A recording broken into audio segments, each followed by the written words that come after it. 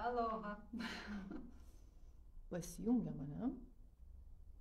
Nežinau, kur laikas. Aš matau tiesiogiai. Tiesiog. Jo. Tai galima klausti, ar kas nors mus girdi, bet kol Kas jo kaip ir nematau. nieko. Tai mes galim tiesiog pradėti po truputį. Arba aš galiu pasižiūrėti savo telefone, ar kas nors. Ar viskas... Ar Lauk, vat ar matau. veikia? Labas rytas, ar mus girdit? Mes matomės, viskas gerai. Matomės, ne? Gerai. Tai labai fainai. Galim pradėti. Taip, galim pradėti. Tai Smagu matyti pasijungusius. Taip, esu Gerda, o čia Jūratė. Aš šiandien kalbinsiu Jūratę Mondeikę, terapeutę, seminaro Seksas ir pinigai, kaip tai susiję, vedėja, lektorė. Ir šiandien noriu pristatyti Jūratę artimiau iš tokios Intimesnės pusės. intimesnės pusės, nes iš tikrųjų ta tema intimi, kad ir kaip ar ne būtų. Ir gal iš tikrųjų ir kiek ir nepatogi, mažai kas apie tai kalba. Tai mes šiandien ir pakalbėsim. Tai va, mes čia taip Pakalbėsim. patogiai įsitaisę iš tikrųjų pas Jūratę studijoje. Tai Jūratė, prisistatyk. Kaip save pristatytum? Aš terapeutė pasakiau, bet tu ten... Terapeutė, plačiau. besimokanti psichoterapijos, tiksliau jau beveik baiginėjanti, kaip klinikinė hipnozė, sąmonės aktyvavimo terapeutė negaliu būti, bet esu baigusi kolegiją prancūzų. Taip pat mokausi rezonanso technikos ir vedu renginius iš tiesų, važiuojam į gamtą ir ten prajautinėjam tam tikras galios vietas. Tai tiek gal apie save. Na, dar man 43, su 3 vaikų mama, gyvenu santuokoje su tuo pačiu, kuris ir taip, bet ir taip. Tai taip, banguotai, bet mokinuosi ir tiesiog ieškau tokią užduotis, gal vidinę, aš visą laiką galvoju, gyventi žemėje turi būti linksma. Taip. Mes neatėjom čia kažkaip tai būti skausme ir liūdesiuose. Tai Taip, iš tikrųjų tavo net ir internetiniam puslapį yra va, tas paminėta, ne, apie tą, kad linksma. O kaip tau dabar linksma? man labai faina. Nors šiandien ryte norėjau visus namiškius prasprogdinti, bet bendra savijauta, bendra vidinė būsena, man yra smagu gyventi. Man yra faina. Jeigu ir atsitinka kažkokių įvykių, kažkokių ten nesklandumų gyvenime, visa ko pasitaiko. Bet bendra yra, aš mėgaujuosi. Mėgaujuosi. Tai kaip, kokie žingsniai, gal va tokie paprasti žingsniai, tarkim, tai kaip mėgautis gyvenimu? Nuo ko pradėti? Nuo savęs pažinimo. O save geriausiai galim pažinti per partnerį. Mes be santykio esam, na, ta prasme, sudėtinga būti be santykio žemėje. Nesvarbu, ar su partneriu, ar su mama, ar su tėčiu, ar su vaiku. Ta prasme, vis tiek turi būti šalia kažkas tai, kad mes save identifikuotumėm kaip asmenį. Gali pavyzdį pateikti. Nu, tai tarkim, šiandien, sakai, norėjai visus išsprogdinti. Tai ką tai reiškia? Aš esu labai ekspresyvi ir iš tikrųjų labai daug turinti vidinės, na, jėgos ir jeigu dar kontrolės. Ir jeigu kažkas vyksta ne pagal mane tai taip stipriai sudirgina, kad aš anksčiau labai supykdavau, labai aprėkdavau visus ir dar prisirydavau nuoskaudų, kokie jie yra, kad jie manęs nesupranta. Aš kitaip viską gerai darau. Taip, viską tobulai stengiuosi padaryti, kad tik jiems būtų gerai. Ir vis tiek jie manęs nesupranta, negerbė ir nepripažįsta, kad ne. Čia gal iš vyro pusės ir galbūt ir iš tėvų, nesvarbu, iš aplinkos toks jausmas vis tiek ateidavo.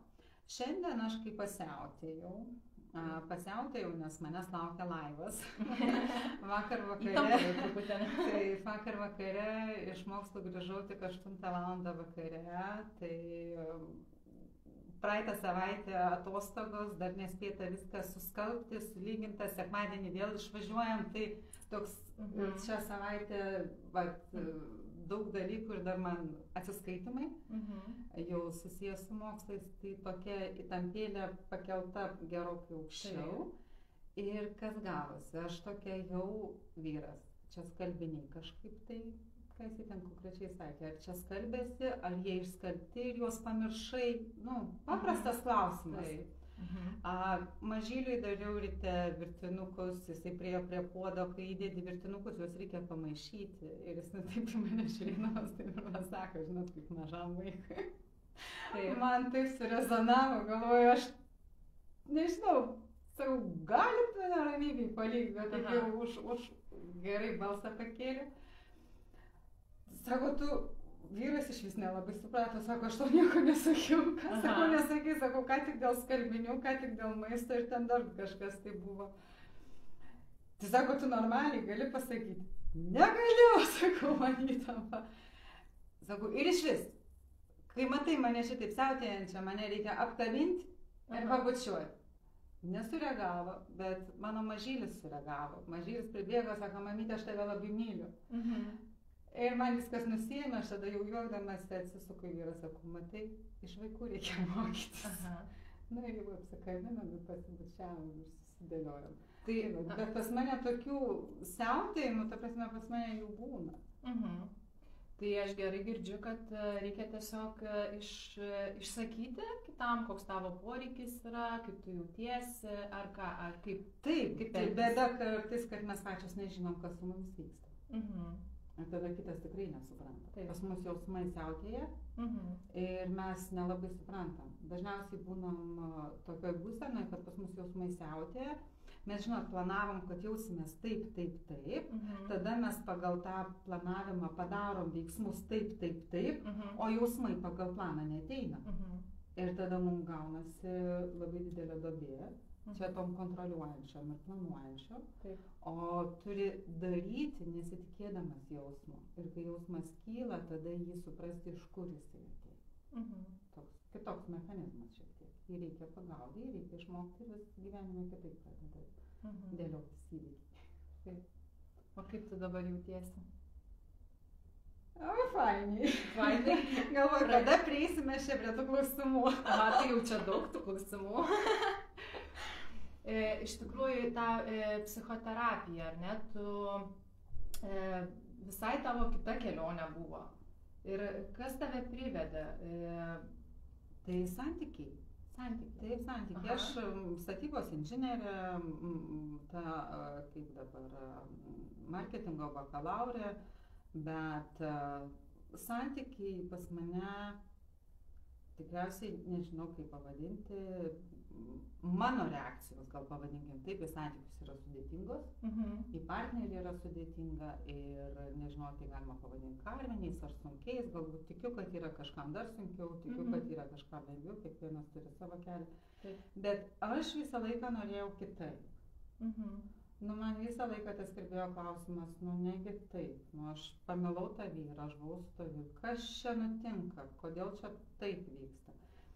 Su pirmu vaiko gimimu, dar viskas paaštrėjo, dar viskas pasidėliojo. Tada pradėjau ieškoti būdų, ieškoti planų, kas čia. Tada pati pradėjau eiti psichoterapiją.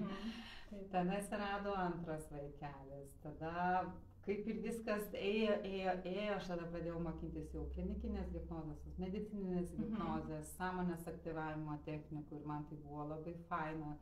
Ir labai patiko, tik dirbau aš kitoj srity, tikrai neplanavau ryškius. Bet labai įdomiai, gimus trečiam, žinokit, gavosi vėl truktų žvadžių, vėl iš pradžių. Toks jausmas, kad 10 metų, 15 metų darbo nebūta. Taip, tai nebuvo taip gilu, taip nebuvo taip depresyvu, bet tos mintis visos, jos kilo. Ir tada pradėjau ieškoti vėl kame, kas kaip, ir tada radau jau dar kelius mokytojus, pas kuriuos pradėjau lankytis, ir tada jau pradėjau studijuoti psichoterapiją, ir atidariau kabinetą, ir pas mane viskas vėl pradėjo keistis. Viskas pradėjo keistis. Taip. Tai čia yra dar tas momentas, apie ką irgi moteriai svarbu, tai yra savo to potencialo atvėrimas, kur jinai realizacija, jeigu taip galima pavadinti. Taip. Tai gerai girdžiu, kad kai prasidėjo tavo ta jau realizacija, apie kurią tu jau svajojai galbūt, ar net kaip ir nesvajojai, bet svajojai gaunasi ir tada atsivėrė, ar ne, tas santykis visai kitaip pasikeitė apskritai. Santykis pradėjo keistis, taip, ir nuo realizacijos, bet santykis dar pradėjo keistis nuo labai tam tikrų dalykų sąmoningų suvokimų. Tikrai skaičiau labai daug literatūros, kas yra apie santykius, kas yra apie bendravimą, kas apie komunikavimą, kaip partneriai vienas su kitu turėtų, būti ir taip, o kaip kokios realiai vienos pareigos, kokios kito pareigos, jeigu taip galima pasakyti, kaip rasti tą yin-yang. Tai va, ir tada išėjau jau ir į kitą lygį, kaip aš sakau, į kartas, iš kartos į kartą perduodama informacija, kur mes moteris susidurėm. Bet yra labai daug paprastų dalykų, kurie šiaip veikia. Pavyzdžiui, susitarimas, kas tau yra prabanga ir kas yra būtinybė. Žinau vieną atvejį, kai konsultacijos metu, moters norai yra labai aiškus, nori namo, automobilio ir visai kita. Vyro atsakomybė yra, žinot, kad iš karto jai tai suteikti dabar. Per metus laiko. Jisai pasiskaičiavo, kad jisai nesugebės per metus užtikrinti jai šito dalyko. Sako, ne, branguoju, skiriamės. Ta prasme, yra tokių vyrų, kurie jūsų norą iš karto, ir mano vienas iš tokių, čia yra labai didelis mūsų konfliktas, kai aš įvardinu savo norą, jam atrodo, kad jis jau turi būti įvykdytas. Ir tada jis ant manęs ištransliuoja pyktį, ištransliuoja nepasitenkinimą, bet tai yra ne manim, jisai tiesiog lieka tokioj įdomioj būsenai, kad aš nesugebu. O vyrui to būseną aš nesugebu yra peilis. Jo vyriškumui, jo pasitenkinimui, jo galiai. Tai va tokių dalykų pažinimo į vyrą mes atrasdamos, gebam iš tikrųjų jame kurstyti vyriškumą, o ne pjaustyti. Ne ant kaladės padėti, o paglostyti.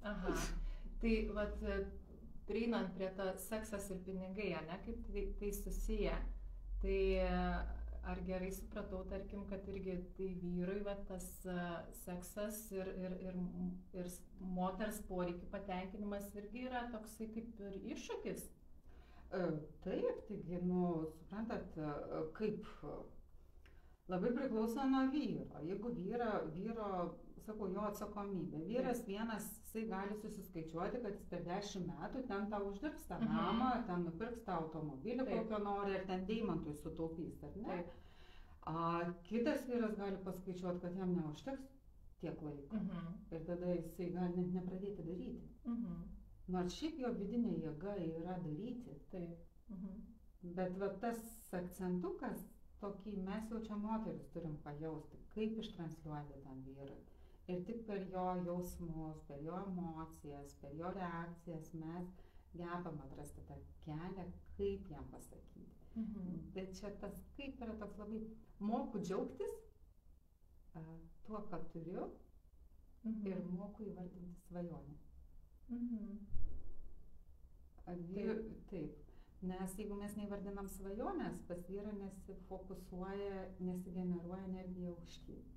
Jeigu mes nesidžiaugiam tuo, ką turim, pas vyrą nusivylimas, jisai tiek daug pasiekė, mums sukūrė. Tai čia moteris turi ištransliuoti, ar ne, kad aš džiaugiuosi, kad mes turim šeimą, galbūt būstą, ar ne? Materija. Tai, ką kūrė vyras. Šeima vis tiek, tą visą aurą, emocijas kūrė daugiau moteris.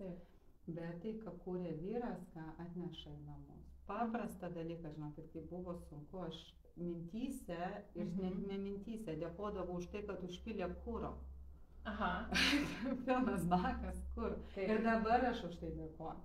Nes, kad sumokėjau už telefoną. Tokie buitiniai, paprasti dalykai, bet jie išveža mus iš tos nuoskaudos. Iš to nebematymo, ką mes įeinam į tą, žinot, tu privalai, aš privalau. Tu privalai, tu privalai. Yra klausimas. Irmina, sveika. Ir klausimas, o kaip tą savirealizaciją atskleisti? Yra daug būdų. Daug būdų.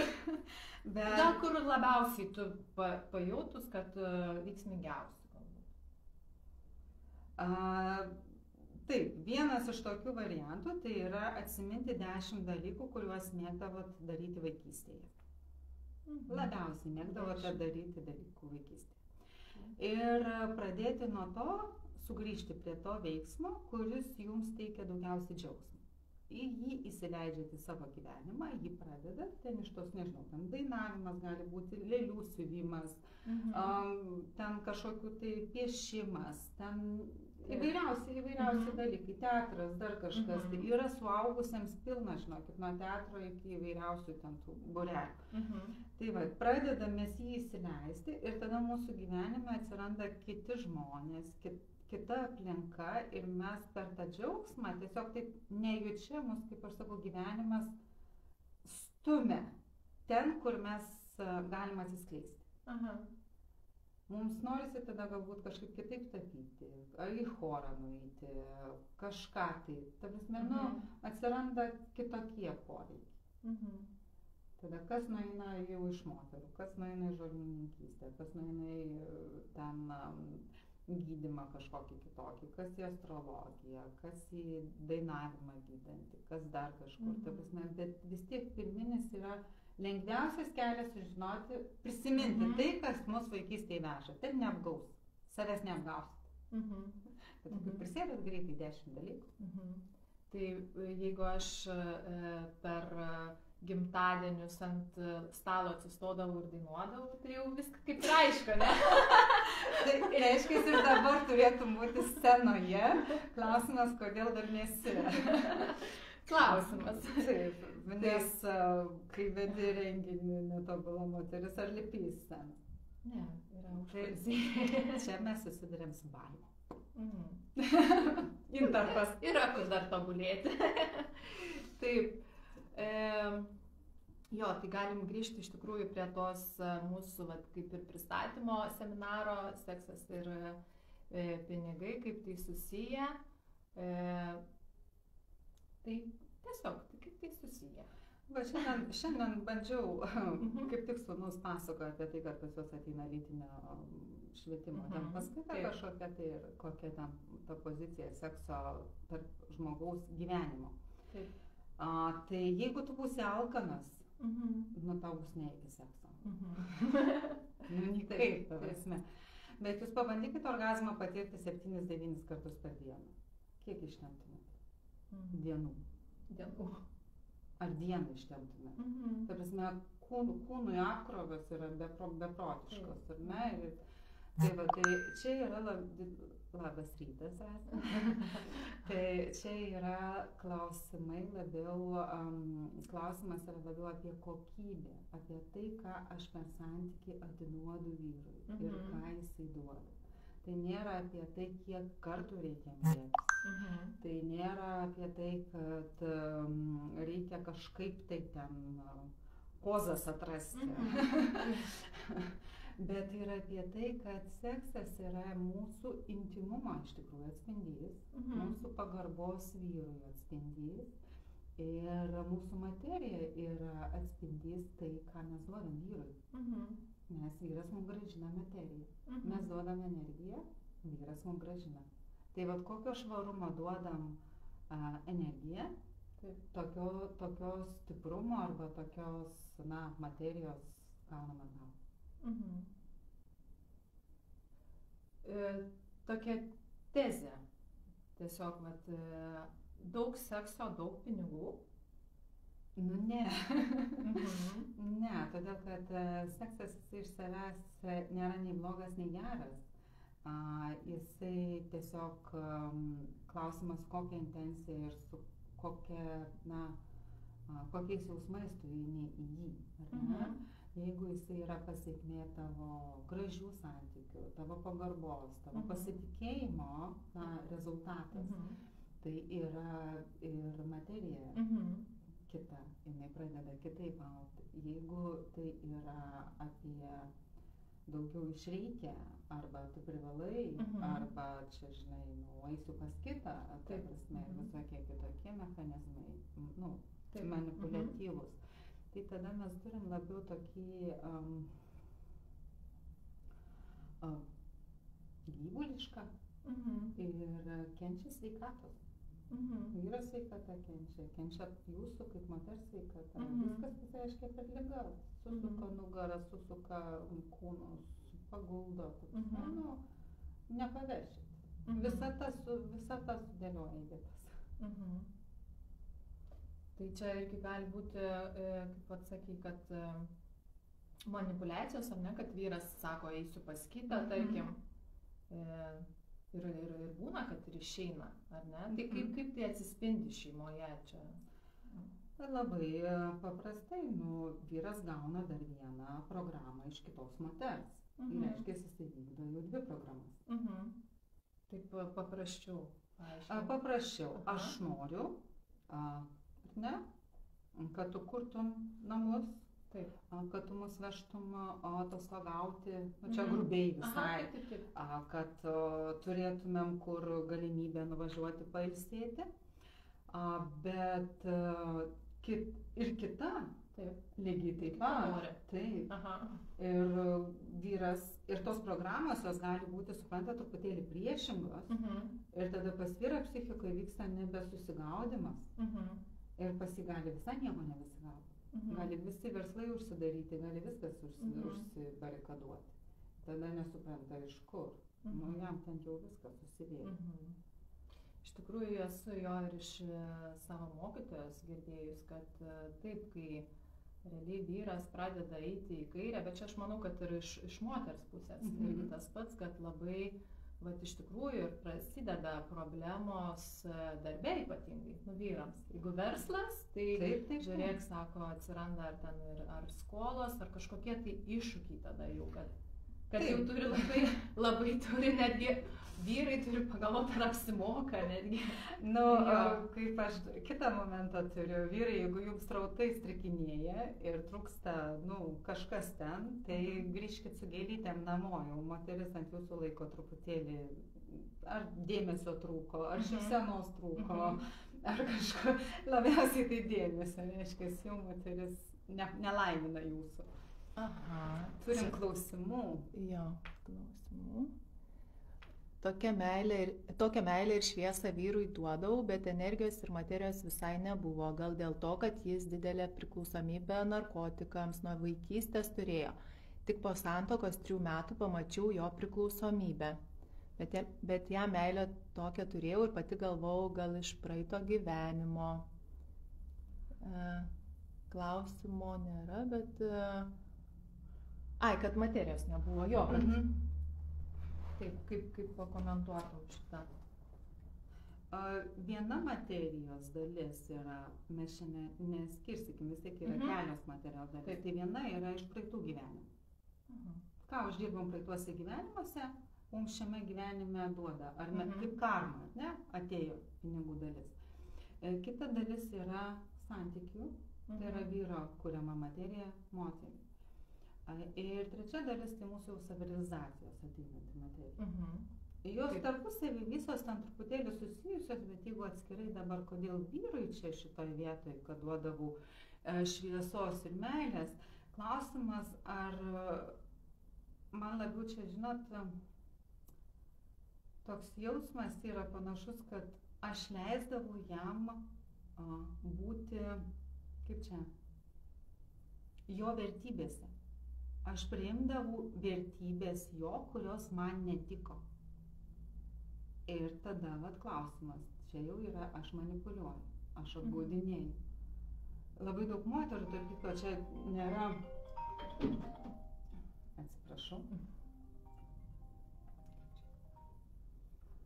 labai daug moterų iš tikrųjų yra, čia panaši situacija, kas yra ir su neištikimybė, kai mes nematome. Turėjau vieną situaciją, kai moteris nuvažiavus į kitus namus, jinai pamatė, kad ten yra kita gyvenanti moteris. Ir aš jos tiesiai klausiu, kiek metų reikėjo, kad tą suprastumėt. Ir jinai žiūri į mane ir nesupranta. Ir kai mes pradėjom nagrinėti, Pasirodo, tas tęsiasi apie 10 metų.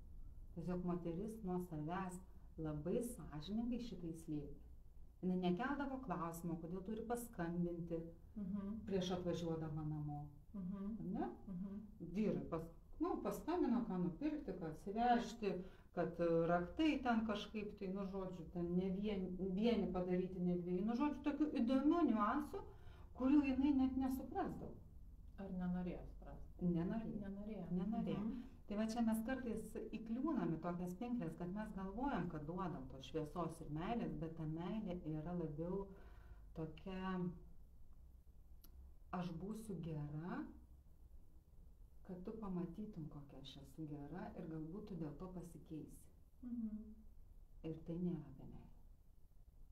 Čia yra apie ribų nepaisimą. Savo ribų nežinojimą. Nežinau, ar į tą pusę. Reikia labai konkrečiai žiūrėti situaciją, bet iš žinutės man čia truputėlį šitaip dėliojasi, kad yra kažkas tai daugiau.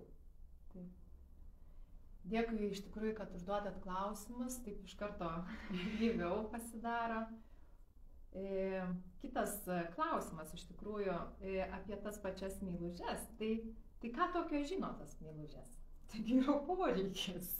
Nes jos iš vyro ateinančio pas juos jau žino, kad ką jis mėgsta pavalgyti, kaip jis mėgsta, kad jinai jį pasitiktų, ar apsirengus, ar neapsirengus, ar ten su kokiais tai rūbais, kaip mėgsta būti apkabintas, kokius patalus mėgsta, ta prasme, jinai žino.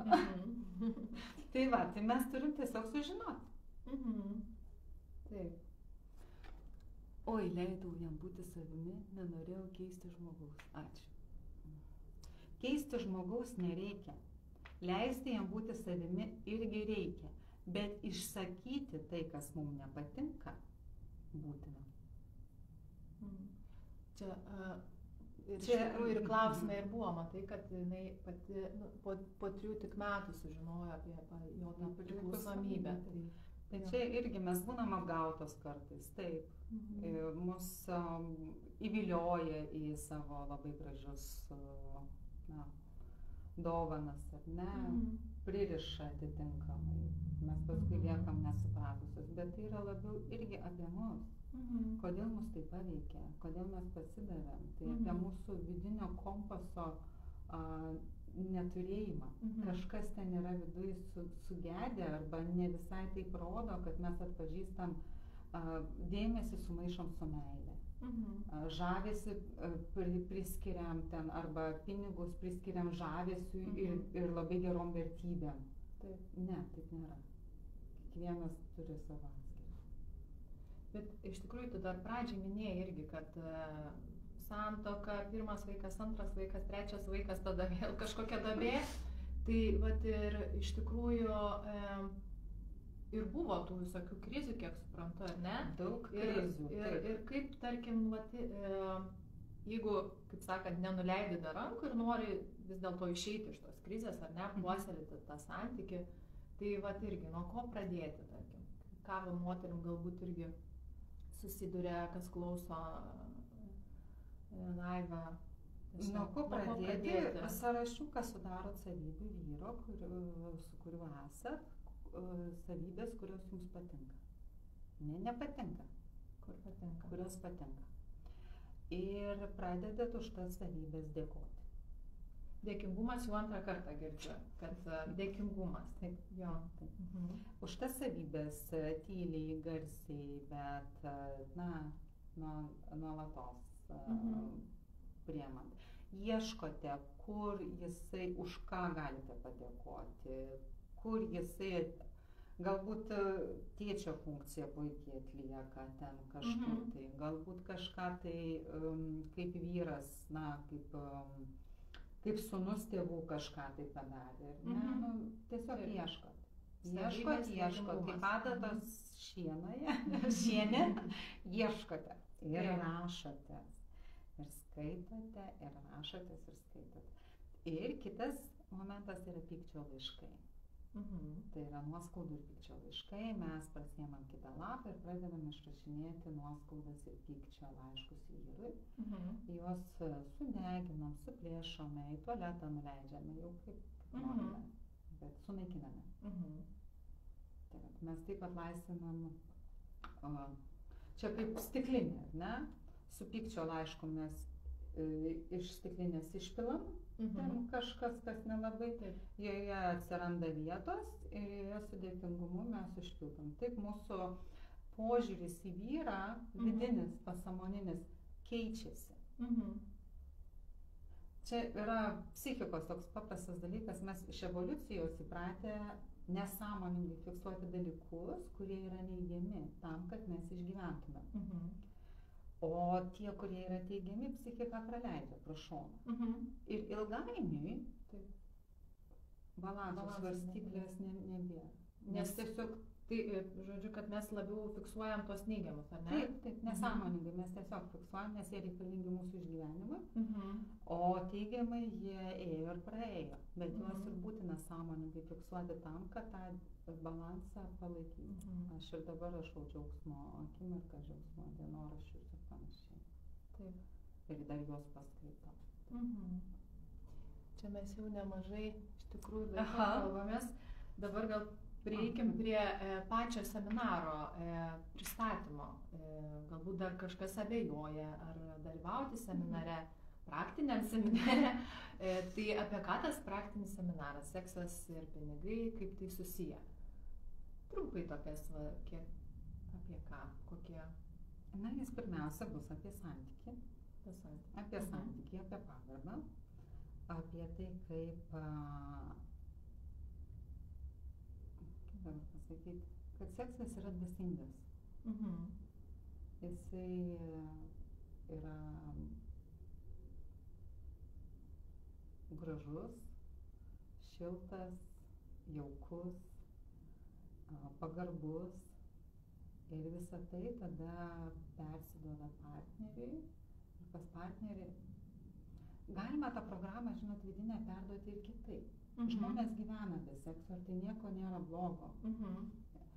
Bet per seksą kiekvieną kartą vyras iš tikrųjų iš moters kaip ir pasiema, žinot, špargalkytę. Ką jam reikia padaryti. Tai va, tai kuo jūs ją ten švaresnė, jaukesnė ir šiltesnė perduodat, tuo jisai maloniau ją skaito, čia apie pasąmonę mes kalbam taip, ir maloniau ją realizuoja. Be priekaištų, be kažkokių tai nepasitenkinimų, su šypsena, su jėga, su galia, su juoku. Tai va, čia toks. O jeigu mes einam į santykį kaip su, tu privalai, tai mes ten jau, ką ten to špagalkykiai parašom. Eik tu, pastok nuo manęs, dink.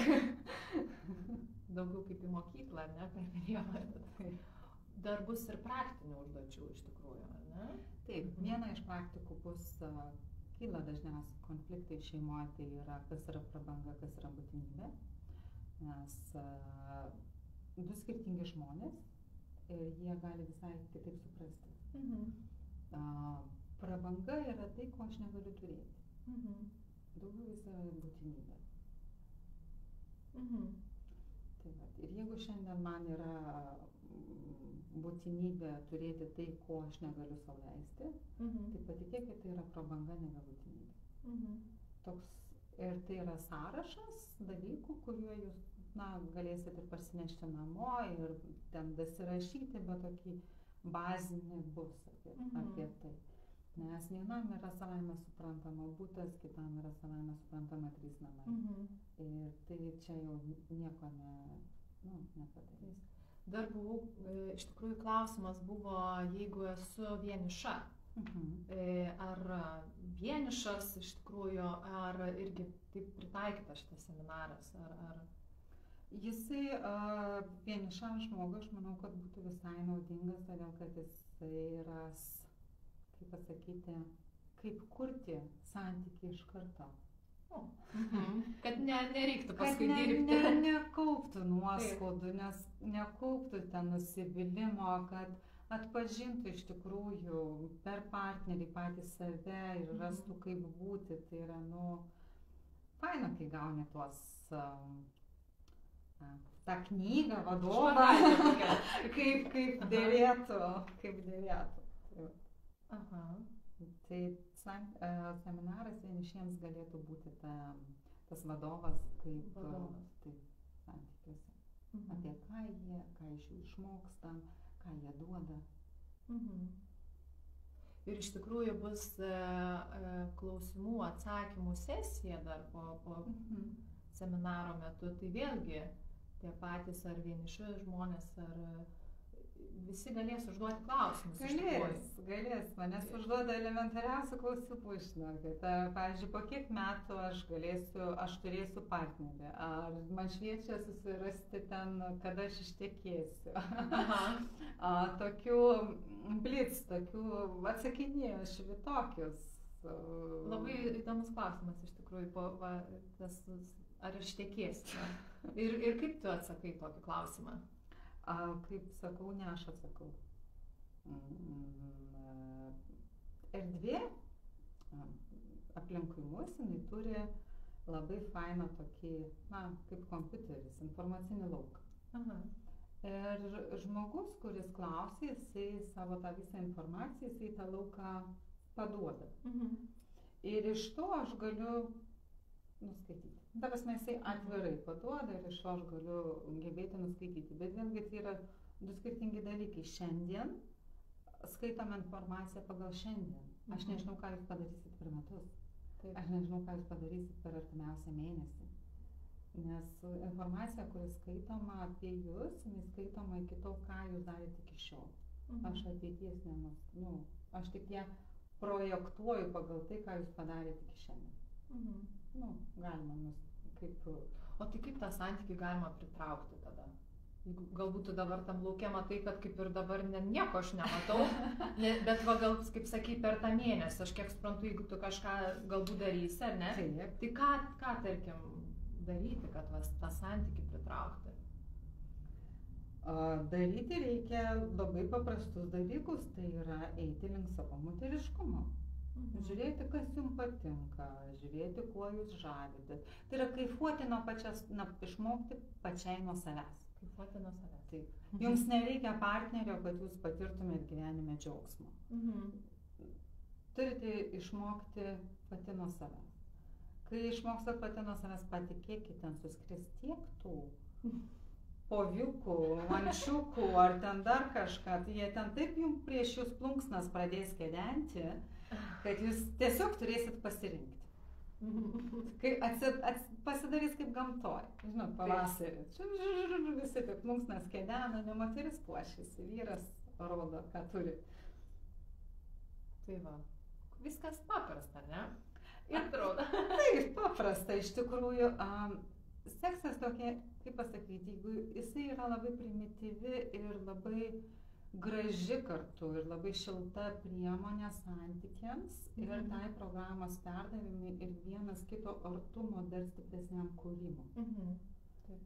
Jisai tiesiog dovana yra. Taip. O kai yra dovana, mes tada, vyras turi tokią galią, tą visą dovaną, kurią mes atiduodam, tą energiją, kurią mes atiduodam, pasiimti ir ją paversti materiją. Būna ten niuansų, blokų būna. Labai tavęs lauksime, Edita. Tai va, tai ir būna. Bet, žiūrėkit, reikia visą laiką, santykiuose iš tikrųjų yra labai ir daug sudedamųjų, bet kartu yra labai paprasta. Jeigu moteris nežino, ko jinai nori, jinai negebės gerbti partnerį. Įsivaizduokit, jūs nežinot, ar jūs norite tokio automobilio, čia bukai, tokio automobilio ar tokio. Jums padovanoja kažkokį automobilį, o jūs nepatenkinta. Nes gal būtų geriau benzininis, o jūs su elektriniu važiuojate, ne? Arba jums patiktų ten koks nors labiau viduj, bet jūs neišsigrynins noro savo. Kas jums labiau? Ir viskas, ir jūs tą nepasitenkinimą transliuojate į vyrą. Kas pas vyrą gaunasi? Pagarbos nėra, pas vyrą energija užsistabdo, jisai dėl jūsų nebenori veikti. Jisai gali grįžti į mamos programą. Ta puikiai daro ne vienas Lietuvos žymus žmogus. Ta prasme, puikiai vykdo ir gyvena ir viską, ir ta moters tada nelabai veikia. Arba jisai vėl grįžta link jūsų. Arba atsiranda dar kita moteris. Dažnai vyras savos programos, žinokit, neturi. Jisai vykdo programą moters. Ir jeigu ta programa yra, jinai gali būti pažįsta iš kartos į kartą. Gali būti tokių niuansų. Ir seminare apie tai kalbėsim. Apie tą giminės. Taip, iš kartos į kartą perduodamus niuansus. Bet net ir jų nepalietus savo santykį galima labai stipriai pagerinti. Vien išmokus intymumo, pagarbos ir jausmingumo. Atrodo paprasti dalykai. Dėkingumas, pagarba, jausmingumas. Pažink savo jausmus, dėkok partneriui. Ką dar sakiau? Iš kanalo. Tai ir intymumas. Taip. Tai žodžiu, svarbu žinoti, ko nori, ar ne? Bet žinoti širdimi. Mes iš socialinės erdvės galim sugalvoti, kad mes norim vienaip arba norim kitaip. Bet iš tiesų mes turim, tie norai, jie turi nuolatos grynintis. Ar mums taip labiau patinka, ar mums taip.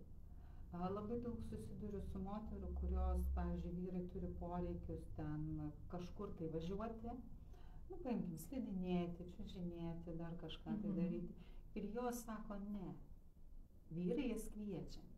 Atskirkim du momentus. Yra vyrai, kada važiuoja vyriškai, ir jie sako, man reikia vyriškai pabūti.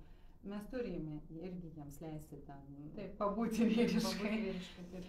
Bet kai jie mus kviečia, mes turim perlipti per savo ambicijas, per savo tokius, žinai, man čia nepatinka, aš nenoriu, aš bijau.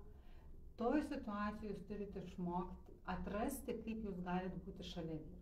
Tai yra, jeigu jūs iš tikrųjų bijot slidinėti, jūs galite važiuoti, jūs ten galite spa mėgti. Masažus galite, ta prasme, jūs ten galite, kažką tai. Bijot triukšmo ten, kai buvo ten apie krepšinį ir ką, ausinės nusipirkit, kurios truputėlį ten tą triukšmą sumažina. Ir viskas, bet jūs ten, vyrui turėti, kai jis kviečia moterį kažkokią savo pramogą, jam tai yra labai svarbu. Ir mes šitą nedavertinam. Jam yra, jisai nori dalinti savo džiaugsmu su mumis. O mes sakom, ne. Ten džiaugsmas, ne. O tada pykstam, kai mes džiaugiamės ir jisai sako, ne. Supratau, reiks man krepšinį pradėti. Nes būna kviečia ir aš sakau, ne. Taip. Ir ne viena jau iš mano kas pas mane lankosi, tikrai pradėjo su vyrais. Ir žinokit, galiu pasakyti, kad jos džiaugiasi. Nes atsiranda visai, atrandat dalykų su vyru, apie kuriuos galit šnekėtis.